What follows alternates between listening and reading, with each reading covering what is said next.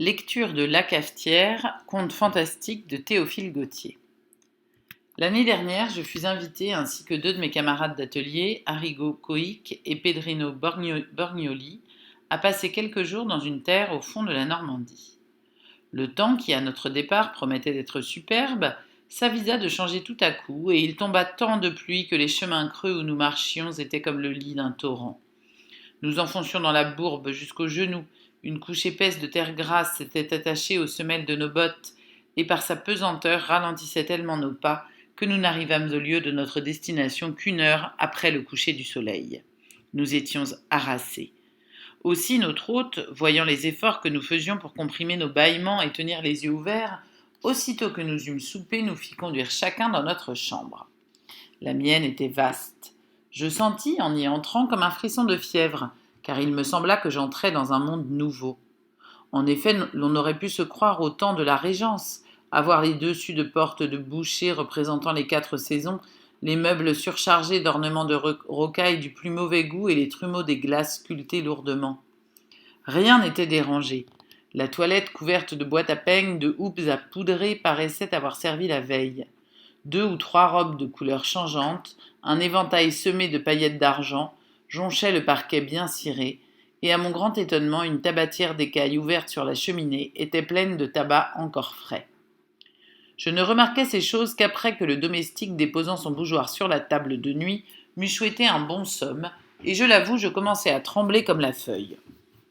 Je me déshabillai promptement, je me couchai, et pour en finir avec ces sottes frayeurs, je fermai bientôt les yeux en me tournant du côté de la muraille. Mais il me fut impossible de rester dans cette position. Le lit s'agitait sous moi comme une vague, mes paupières se retiraient violemment en arrière. Force me fut de me retourner et de voir. Le feu qui flambait jetait des reflets rougeâtres dans l'appartement, de sorte qu'on pouvait, sans peine, distinguer les personnages de la tapisserie et les figures des portraits enfumés pendus à la muraille. C'étaient les aïeux de notre hôte, des chevaliers bardés de fer, des conseillers en perruque et de belles dames au visage fardé et aux cheveux poudrés à blanc tenant une rose à la main. Tout à coup, le feu prit un étrange degré d'activité. Une lueur blafarde illumina la chambre, et je vis clairement que ce que j'avais pris pour de vaines peintures était la réalité, car les prunelles de ces êtres encadrés remuaient, scintillaient d'une façon singulière. Leurs lèvres s'ouvraient et se fermaient comme des lèvres de gens qui parlent, mais je n'entendais rien que le tic-tac de la pendule et le sifflement de la bise d'automne. Une terreur insurmontable s'empara de moi, mes cheveux se hérissèrent sur mon front, mes dents s'entrechoquèrent à se briser, une sueur froide inonda tout mon corps. La pendule sonna 11 heures. Le vibrement du dernier coup retentit longtemps, et lorsqu'il fut éteint tout à fait... Oh non, je n'ose pas dire ce qui arriva, personne ne me croirait et l'on me prendrait pour un fou. Les bougies s'allumèrent toutes seules. Le soufflet, sans qu'aucun être visible lui imprimât le mouvement, se prit à souffler le feu en râlant comme un vieillard asthmatique pendant que les pincettes fourgonnaient dans les tisons et que la pelle relevait les cendres. Ensuite, une cafetière se jeta en bas d'une table où elle était posée et se dirigea clopin-clopant vers le foyer où elle se plaça entre les tisons.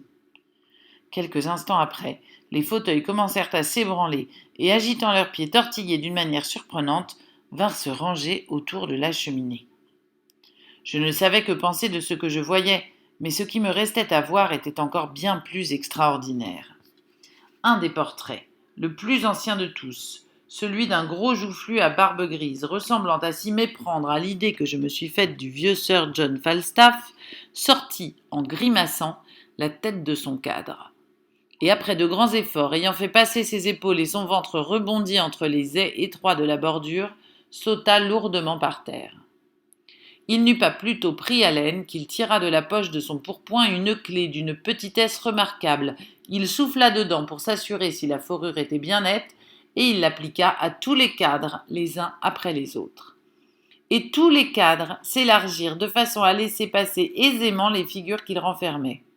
Petits abbés poupins, douairières sèches et jaunes, magistrats à l'air grave, ensevelis dans de grandes robes noires, petits maîtres en bas de soie, en culottes de prunelle, la pointe de l'épée en haut, tous ces personnages présentaient un spectacle si bizarre que malgré ma frayeur, je ne pus m'empêcher de rire. Ces dignes personnages s'assirent. La cafetière sauta légèrement sur la table, Ils prirent le café dans des tasses du Japon blanches et bleues qui accoururent spontanément de dessus un secrétaire, chacune d'elles munie d'un morceau de sucre et d'une petite cuillère d'argent. Quand le café fut pris, tasses, cafetières et cuillères disparurent à la fois, et la conversation commença, certes la plus curieuse que j'aie jamais ouïe, car aucun de ces étranges causeurs ne regardait l'autre en parlant. Ils avaient tous les yeux fixés sur la pendule. Je ne pouvais moi-même en détourner mes regards et m'empêcher de suivre l'aiguille qui marchait vers minuit à pas imperceptibles. Enfin minuit sonna. Une voix dont le timbre était exactement celui de la pendule se fit entendre et dit « Voilà l'heure, il faut danser !» Toute l'assemblée se leva. Les fauteuils se reculèrent de leur propre mouvement. Alors chaque cavalier prit la main d'une dame, et la même voix dit « Allons, messieurs de l'orchestre, commencez !» J'ai oublié de dire que le sujet de la tapisserie était un concerto italien d'un côté, et de l'autre une chasse aux cerfs où plusieurs valets donnaient du corps. Les piqueurs et les musiciens qui jusque-là n'avaient fait aucun geste inclinèrent la tête en signe d'adhésion. Le maestro leva sa baguette et une harmonie vive et dansante s'élança des deux bouts de la salle. On dansa d'abord le menuet. Mais les notes rapides de la partition exécutée par les musiciens s'accordaient mal avec ces graves révérences. Aussi, chaque couple de danseurs, au bout de quelques minutes, se mit à pirouetter comme une toupie d'Allemagne. Les robes de soie des femmes, froissées dans ce tourbillon dansant, rendaient des sons d'une nature particulière. On aurait dit le bruit d'ailes d'un vol de pigeons. Le vent qui s'engouffrait par-dessous les gonflait prodigieusement de sorte qu'elles avaient l'air de cloches en branle. L'archet des virtuoses passait si rapidement sur les cordes qu'il en jaillissait des étincelles électriques. Les doigts des flûteurs se haussaient et se baissaient comme s'ils eussent été de vif argent. Et tout cela formait un déluge de notes et de trilles si pressés et de gammes ascendantes et descendantes si entortillées, si inconcevables, que les démons eux-mêmes n'auraient pu 2 minutes suivre une pareille mesure. Aussi, c'était pitié de voir tous les efforts de ces danseurs pour rattraper la cadence. Ils sautaient, cabriolaient, faisaient des ronds de jambes, des jetés battus et des entrechats de 3 pieds de haut, tant que la sueur, leur coulant du front sur les yeux, leur emportait les mouches et le phare. Mais ils avaient beau faire, l'orchestre les devançait toujours de 3 ou 4 notes. La pendule sonna 1 heure. Ils s'arrêtèrent. Je vis quelque chose qui m'était échappé, une femme qui ne dansait pas. Elle était assise sur une bergère au coin de la cheminée et ne paraissait pas le moins du monde prendre part à ce qui se passait autour d'elle. Jamais, même en rêve, rien d'aussi parfait ne s'était présenté à mes yeux. Une peau d'une blancheur éblouissante, des cheveux d'un blond cendré, de longs cils et des prunelles bleues, si claires et si transparentes que je voyais son âme à travers, aussi distinctement qu'un caillou au fond d'un ruisseau. Et je sentis que si jamais il m'arrivait d'aimer quelqu'un, ce serait elle. Je me précipitai hors du lit, d'où jusque-là je n'avais pu bouger, et je me dirigeai vers elle, conduit par quelque chose qui agissait en moi sans que je puisse m'en rendre compte. Et je me trouvai à ses genoux, une de ses mains dans les miennes, causant avec elle comme si je l'eusse connue depuis 20 ans. Mais par un prodige bien étrange, tout en lui parlant, je marquais d'une oscillation de tête la musique qui n'avait pas cessé de jouer, et quoique je fusse au comble du bonheur d'entretenir une aussi belle personne, les pieds me brûlaient de danser avec elle. Cependant, je n'osais lui en faire la proposition. Il paraît qu'elle comprit ce que je voulais, car levant vers le cadran de l'horloge la main que je ne tenais pas, « Quand l'aiguille sera là, nous verrons, mon cher Théodore. » Je ne sais comment cela se fit, je ne fus nullement surpris de m'entendre ainsi appelé par mon nom, et nous continuâmes à causer. Enfin, l'heure indiquée sonna, la voix au timbre d'argent vibra encore dans la chambre et dit « Angela, vous pouvez danser avec monsieur si cela vous fait plaisir, mais vous savez ce qui en résultera. » « N'importe, répondit Angela d'un ton boudeur. Et elle passa son bras d'ivoire autour de mon cou. Prestissimo, cria la voix, et nous commençâmes à valser. Le sein de la jeune fille touchait ma poitrine, sa joue veloutée effleurait la mienne, et son haleine suave flottait sur ma bouche. Jamais de la vie je n'avais éprouvé une pareille émotion. Mes nerfs tressaillaient comme des ressorts d'acier, mon sang coulait dans mes artères en torrents de lave, et j'entendais battre mon cœur comme une montre accrochée à mes oreilles.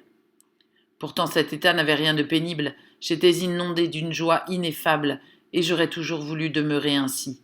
Et chose remarquable, quoique l'orchestre eût triplé de vitesse, nous n'avions besoin de faire aucun effort pour le suivre.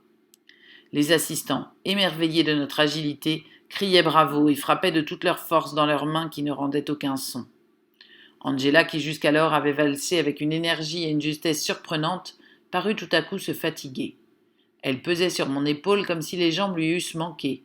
Ses petits pieds, qui une minute auparavant effleuraient le plancher, ne s'en détachaient que lentement, comme s'ils eussent été chargés d'une masse de plomb.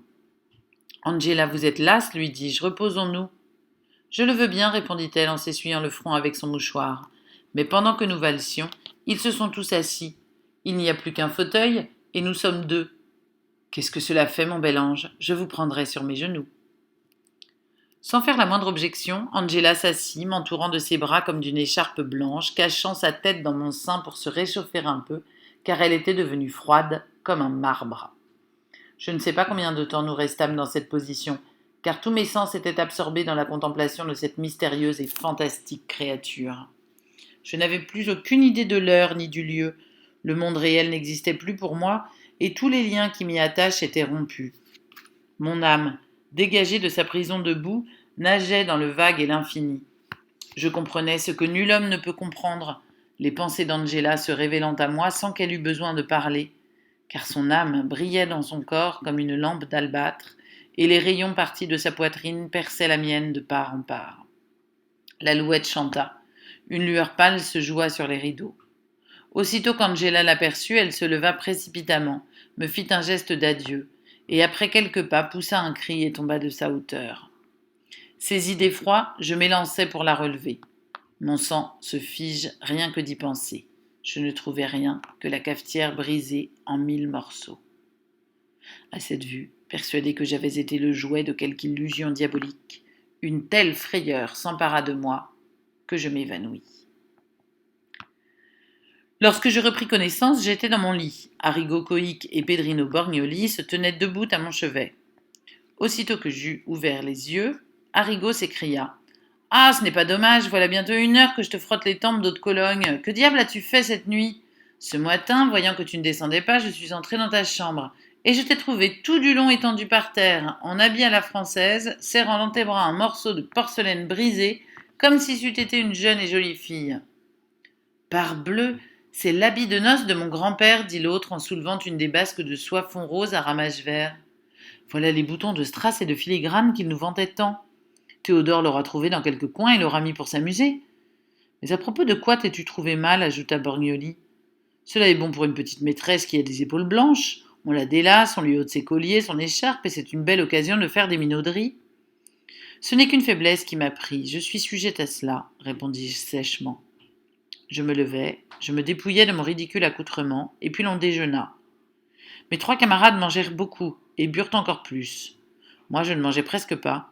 Le souvenir de ce qui s'était passé me causait d'étranges distractions. Le déjeuner fini, comme il pleuvait à verse, il n'y eut pas moyen de sortir. Chacun s'occupa comme il put.